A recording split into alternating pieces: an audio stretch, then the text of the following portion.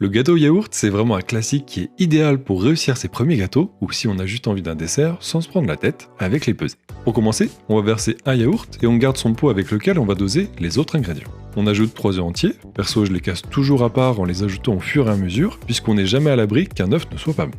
On verse 2 pots de sucre et on mélange l'ensemble. Certains lavent le pot avant de s'en servir pour doser, je trouve que c'est pas vraiment utile mais vous faites bien comme vous voulez. Maintenant c'est au tour de la farine avec 2 pots et 1 de maïzena pour alléger le gâteau. Si vous n'en avez pas, ce n'est pas grave, vous pouvez tout simplement ajouter un 3e pot de farine, un sachet de levure chimique et enfin un pot d'huile neutre. D'ailleurs, n'hésitez pas à racler le pot une dernière fois si comme moi vous ne l'avez pas rincé.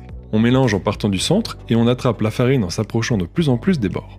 On obtient une belle pâte bien lisse et c'est à partir de ce moment-là que vos envies et vos goûts entrent en jeu. Vous pouvez le garder comme ça, nature, ou ajouter des zestes de citron et le jus d'un demi comme moi, ou ajouter du cacao en poudre, des pépites de chocolat, des morceaux de pommes ou tout autre fruit de votre choix. On va beurrer et fariner notre moule, à vous de voir pour la forme, mais s'il est assez petit ou si vous prenez un moule à cake, il vous faudra sûrement ajouter 5 minutes de plus pour la cuisson. Direction le four à 180 degrés pendant 25 à 30 minutes, et je vous invite à planter un couteau au centre du gâteau pour bien vérifier qu'il soit cuit. Si le couteau ressort propre, c'est que c'est bon. Un coup de sucre glace pour apporter un peu d'esthétique, et il n'y a plus qu'à se couper de belles parts de gâteau et en profiter. Régalez-vous bien et bon appétit!